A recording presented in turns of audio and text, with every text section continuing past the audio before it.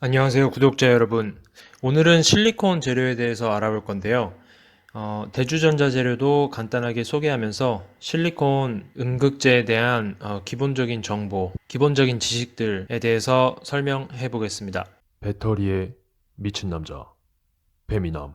먼저 대주전자 재료 주요 주식 지표들을 확인해 보면요. 우선 저는 이 부분이 조금 걸리는데요. 일단 기업의 수익이 좀 많이 불안정한 것 같아요. 일단 적자인 해도 되게 많았고 지금 PER이나 PBR 배수를 봐도 굉장히 높죠. PBR 같은 경우에는 6.5네요. 그래서 PER은 한 55 정도 되고 최근에 2차 전지 관련주들이 굉장히 많이 올랐어요. 그래서 하반기 경제 전망도 불투명한 상황에서 만약에 조정장이 크게 온다고 하면 밸류가 상당히 이렇게 고평가된 이런 종목들은 조정장이 오게 되면은 크게 떨어질 가능성이 더 크다고 생각해서 조심스럽게 접근을 해야 된다고 생각이 듭니다. 그래서 제가 판단하기에는 지금 들어가기에는 이미 조금 늦은 감이 있는 것 같고요. 현재 대주전자 재료를 보유하고 계신 분께서는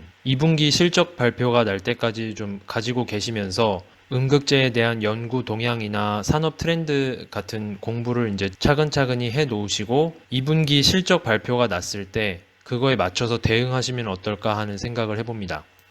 대주전자재료는 굉장히 다각화된 비즈니스 섹터들을 가지고 있는데요. 가장 매출이 좋은 부분은 전도성 페이스트라고 해서 전자제품 소체에 전기를 통하게 해주는 역할을 하는 페이스트 생산이 매출 비중의 큰 부분을 차지합니다. 2차전지 음극재는 약 한 10% 정도를 차지하고 있습니다. 매출액은 2020년도 1분기 기준 25억이고요. 1분기 만에 거의 작년의 매출의 70%를 달성했다는 것을 감안했을 때 매출 증가 추이는 굉장히 높은 것으로 판단이 됩니다.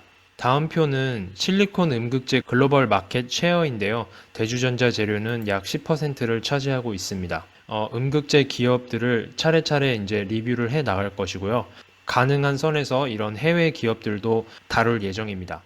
그 다음은 대주전자 재료의 이제 2차 전지 음극재 스케일에 대해서 이제 알아볼 건데요. 대주전자 재료의 중요한 고객 중에 한 곳은 이제 LG화학인데요. 주요 고객들의 수요가 늘어나면서 대주전자 재료는 캐파 증설을 하고 있습니다. 구체적으로 정확한 수치는 나와 있지 않지만 향후 추가 증설을 하게 되면 월 약 350톤 규모의 캐파를 가지게 되는데요. 저는 이게 적다고 생각이 들지 않는 게 예를 들어서 월 500톤 캐파 능력을 가지고 있게 된다면 연 6,000톤이고 보통 실리콘 음극재는 이제 그라파이트하고 섞어서 사용하게 되니까 10% 정도를 섞게 되면은 약 6만 톤의 음극재를 만드는 데 필요한 캐파를 가지고 있다고 볼 수 있습니다.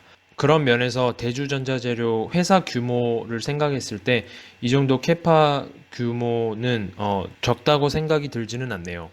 그 다음에 중요한 건 대주전자재료 제품 스펙인데요. 크리스탈 사이즈는 15나노미터 이하고 파티클 사이즈는 1에서 6 마이크로미터. BET 표면 서페이스 에어리아는 조금 높은 편이에요. 이게 높으면은 뭐가 안 좋냐면 사이드 리액션이 많이 생겨요. 그렇기 때문에 초기 비가역 반응이 많이 생기기 때문에 장수명 배터리용에서는 이 서페이스 에어리어가 낮을수록 좋은 거죠. 이 서페이스 에어리아의 숫자에 대한 감을 좀 잡으시는 데 도움을 드리자면 장수명용 양극재의 경우에는 이 서페이스 에어리아가 1m 제곱 per 그램 미만입니다. 그 다음 이 옥시전 컨텐트를 보면은 이게 실리콘이긴 하지만 실리콘하고 실리콘 산화물을 섞어서 썼죠. 그래서 이 옥시전 컨텐트를 보게 되면은 실리콘 옥사이드가 어느 정도 섞였는지 알 수 있고요. 그 다음에 카본 컨텐트, 요거는 이제 전기 전도도 향상을 위해 넣었을 겁니다. 그래서 DMSO가 나중에 나온 제품이니까 요걸 보게 되면은 초기 효율이 80에서 85%, 그 다음 캐패시티는 약 한 1500에서 1800 mAh 정도 되네요. 참고로 흑연의 theoretical capacity는 372 mAh입니다. 그래서 DMSO라는 제품의 스펙을 조금 더 자세하게 보면요. 먼저 그냥 이 실리콘만 이용했을 때 보면은 초기 충전 용량이 1715, 그 다음에 방전 용량, 요게 더 중요하겠죠? 그래서 1410, 처음 초기 쿨럼빅 에피션시, 효율이라고 알려진 이 쿨럼빅 에피션시는 82%. 그래서 캐패시티 리텐션을 보게 되면은 50사이클을 돌리고 나서 초기 디스차지 캐패시티 1410에 90%, 그러니까 약 한 1250 정도 되겠네요. 그 정도로 유지를 한다. 그 다음에는 이 실리콘 재료를요, 그라파이트하고 섞어서 썼을 때 5%의 실리콘을 넣었을 때, 10%를 넣었을 때, 15%, 25%를 넣었을 때 각각에 해당하는 이 캐패시티가 이제 다르겠죠? 실리콘이 더 많이 들어갈수록 용량이 더 높고, 그에 반면에 캐패시티 리텐션은 더 떨어지게 되겠죠. 왜 떨어지게 되냐면요. 실리콘 그 자체 재료에 문제점들이 있는데요. 그것을 한번 조금 더 자세히 알아보겠습니다. 자료 조사를 조금 하신 분이라면 이미 알고 있는 사실일 수도 있는데요. 실리콘이 이제 충방전을 하면서 부피 팽창이 약 300%가 일어납니다. 실리콘의 이론 용량이 4200mAh/g이라고 알고 계신 분들이 많은데요.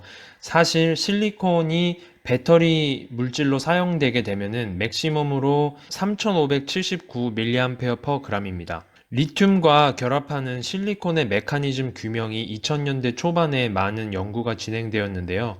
여기 친숙한 이름 보이시죠? 제프 단, 테슬라 연구진 교수님이죠. 이렇게 제프 단 교수님을 포함한 여러 연구자들이 메커니즘 규명 연구를 했는데요. 결론을 얘기하자면 실리콘이 배터리 물질로 사용되었을 때 이제 최대로 낼 수 있는 용량은 3579mAh/g입니다. 요거는 잘못 설명되어 있는 데가 많아서 요거는 한번 짚고 넘어가기 위해서 간단하게 설명드렸습니다. 양극재가 충방전을 할 때 볼륨 팽창이 약 10% 정도로 알려져 있는데요. 이렇게 300%나 되는 실리콘의 볼륨 팽창 축소율 때문에 따라오는 문제점들이 많습니다. 우선 충전과 방전을 하다 보면 이 파티클 자체가 깨질 수가 있는데요. 이렇게 깨지게 되면 새로운 표면적이 전해질에 노출되게 되고 새로운 SEI 레이어 층이 형성이 됩니다. 그렇게 되면 리튬을 소모하게 됩니다. 배터리 용량 감소 없이 오래 쓸 수 있는 방법은요, 리튬 이온을 잃지 않고 충방전하는데 재사용되게 되면 배터리의 수명을 유지할 수가 있습니다.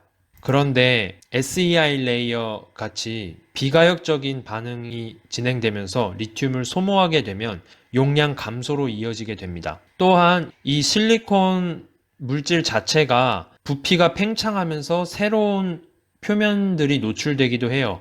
그러면서 SEI 레이어가 계속 두꺼워지는 거죠. 그러면서 마찬가지로 리튬을 소모하게 되고 수명이 감소되고, 이런 SEI 레이어 층이 두꺼워지게 되면 이온 전도도라든지 전기 전도도 이런 부분들에도 영향을 주기 때문에 성능 저하로 이어지게 됩니다. 메카니컬 디그라데이션, 이것도 마찬가지로 부피 팽창의 문제점들로 생기는 현상인데요. 이렇게 아이솔레이션 된 부분들은 이제 충방전 과정에서 탈락하게 됩니다. 그것은 곧 용량 저하로 이어지겠죠? 그 다음에 들 수 있는 문제점은 실리콘은 전기 전도도가 낮다는 점입니다. 그래서 실리콘의 이 전기 전도도를 높이기 위해서 이제 포스포러스나 보론 같은 foreign element 도핑들을 이용해서 이런 전기 전도도를 높이는 테크놀로지들을 사용을 하고 있죠. 실제로 이런 전기 전도도를 높이기 위해서 이렇게 도핑, 보론이나 포스포러스가 도핑된 그런 실리콘 재료들을 실제로 배터리에서 이용을 한 연구들도 꽤 있어요. 어쨌든 실리콘은 전기 전도도가 낮다 라는 거 알아두시면 되고요. 그렇게 해서 일반적으로 실리콘을 충방전하게 되면 위에서 언급한 그런 여러 가지의 문제점들에 의해서 용량 감소가 금방 일어납니다. 아무리 용량이 높고 좋아도 이런 식으로 100사이클 만에 다 용량을 잃어버리게 된다면 배터리 재료로서 사용하기에는 부적합하겠죠. 그래서 흑연과 실리콘을 이제 섞어서 사용을 하는 게 이제 이런 문제점들을 극복할 수 있는 하나의 방법이 될 수 있는데요. 그라파이트를 섞게 되면 이런 볼륨 팽창을 어느 정도 커버를 할 수가 있게 되고, 흑연은 전기 전도도가 더 높기 때문에 이런 전도도 향상도 줄 수가 있고, 그리고 흑연은 전기화학적으로 액티브하기 때문에 리튬이 또 인터칼레이션을 할 수가 있겠죠.